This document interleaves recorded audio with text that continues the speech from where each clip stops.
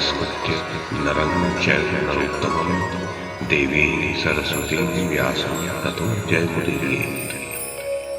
ओम नमो भगवते वासुदेवाय, ओम नमः पितामहाय, ओम नमः प्रजापतिभ्यः, ओम नमः कृष्णद्वैपायनाय, ओम नमः सर्वविघ्नविनायकेभ्यः।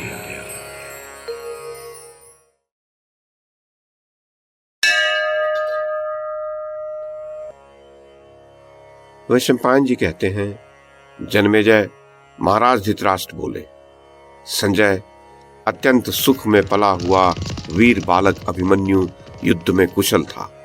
उसे अपने बाहुबल पर गर्व था। वह उत्तम कुल में उत्पन्न होने के कारण अपने शरीर को निछावर करके युद्ध कर रहा था।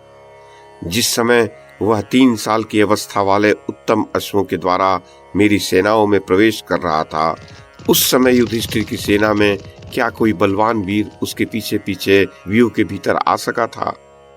संजय ने कहा, महाराज, युधिष्ठिर, भीमसेन, शिखंडी, सात्यकी, नकुल, सहदेव, धृष्टद्युम्न, विराट, द्रुपद, केके, दृष्टकेतु और मत्स्य आदि योद्धा व्यूहाकार में संगठित होकर अभिमन्यु की रक्षा के लिए उसके साथ साथ चल रहे थे। उन्हें धावा करते देख आपके सैनिक भागने लगे। तब आपके जामाता जयद्रथ ने दिव्य अस्त्रों का प्रयोग करके पांडवों को सेना सहित रोक दिया। तब धृतराष्ट्र ने कहा, संजय, मैं तो समझता हूँ सिंधुराज जयद्रथ पर यह बहुत बड़ा भार आ पड़ा था, जो अकेले होने पर भी उसने पुत्र की रक्षा करने के लिए उत्सुक एवं क्रोध में भरे हुए पांडवों को रोका। सिंधुराज में ऐसे बल और शौर्य का होना मैं अत्यंत आश्चर्य की बात मानता हूँ। महामना जयद्रथ के बल और श्रेष्ठ पराक्रम का मुझसे विस्तार पूर्वक वर्णन करो।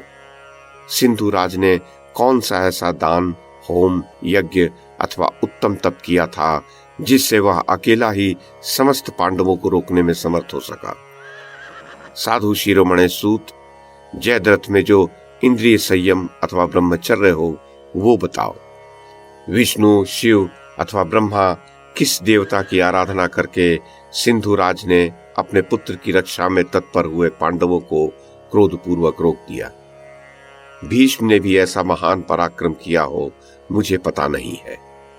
संजय ने कहा, महाराज, द्रौपदी हरण के प्रसंग में जो जयद्रथ को भीमसेन से पराजित होना पड़ा था, उसी से अभिमानवश अपमान का अनुभव करके राजा ने वर प्राप्त करने की इच्छा रखकर बड़ी भारी तपस्या की थी। प्रिय लगने वाले विषयों की ओर से संपूर्ण इंद्रियों को हटाकर भूख, प्यास और धूप का कष्ट सहन करता हुआ जयद्रथ अत्यंत दुर्बल हो गया। उसके शरीर की नस नाड़ियां दिखाई देने लगी। वह सनातन ब्रह्म स्वरूप भगवान शंकर की स्तुति करता हुआ उनकी आराधना करने लगा। तब भक्तों पर दया करने वाले भगवान ने उस पर कृपा की और स्वप्न में दर्शन देकर उससे कहा, जयद्रथ, तुम क्या चाहते हो? वर मांगो, मैं तुम पर बहुत प्रसन्न हूं। महाराज, भगवान शंकर के ऐसा कहने पर सिंधुराज जयद्रथ ने अपने मन और इंद्रियों को संयम में रखकर उन रुद्रदेव को प्रणाम किया और हाथ जोड़कर कहा, प्रभो, मैं युद्ध में भयंकर बल पराक्रम से संपन्न समस्त पांडवों को अकेला ही रथ के द्वारा परास्त करके आगे बढ़ने से रोक दूं। भारत, उसके ऐसा कहने पर देवेश्वर भगवान शिव ने जयद्रथ से कहा, सौम्य, मैं तुम्हें वर देता हूं। तुम कुंती पुत्र अर्जुन को छोड़कर शेष 4 पांडवों को किसी एक दिन युद्ध में आगे बढ़ने से रोक दोगे।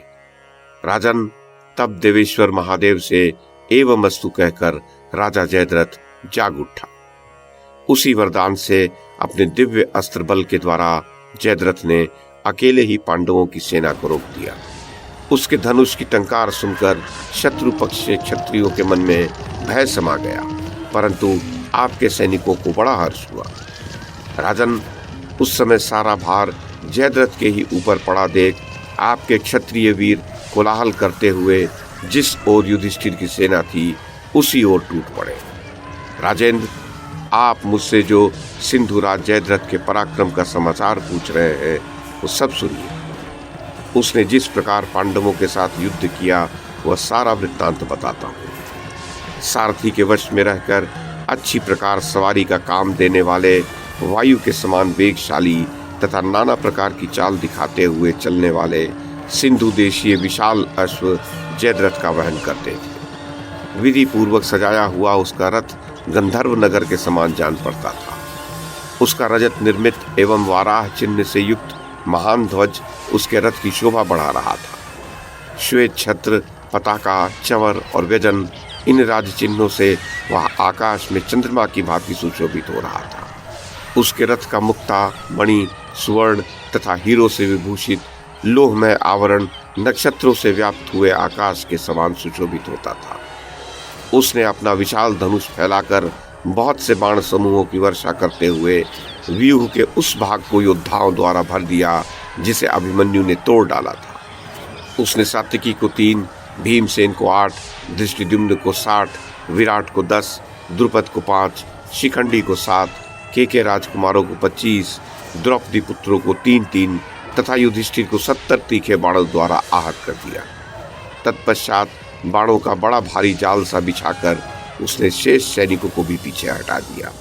ये एक अद्भुत सी बात हुई थी। तब युधिष्ठिर ने एक तीखे और पानीदार भल्ल के द्वारा उसके धनुष को काटने की घोषणा करके हंसते हंसते काट डाला। उस समय जयद्रथ ने पलक मारते मारते दूसरा धनुष हाथ में लेकर युधिष्ठिर को 10 तथा अन्य वीरों को 3-3 बाणों से बींध दिया।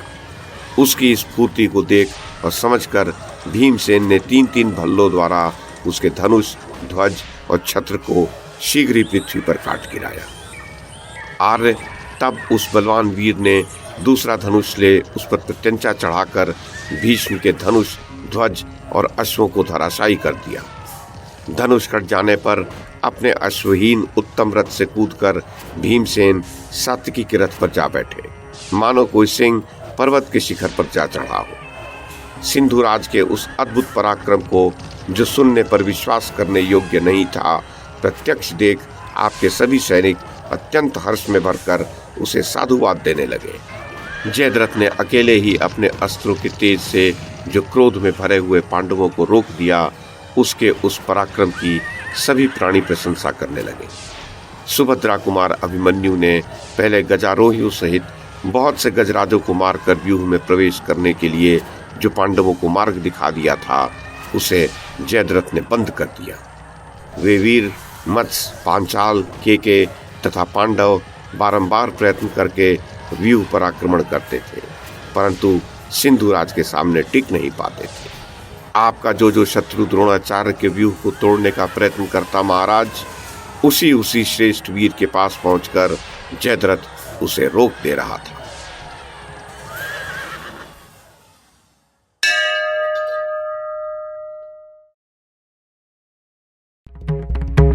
YouTube के माध्यम से महाभारत की कथा को एक श्रृंखला के रूप में प्रस्तुत करने का हमारा ये प्रयास यदि आपको सराहनीय लगा हो तो कृपया इस कड़ी को लाइक और शेयर करें, चैनल को सब्सक्राइब करें और बेल आइकन को दबाएं। साथ में अन्य लोगों को भी देखने के लिए प्रेरित करें। धन्यवाद और नमस्कार।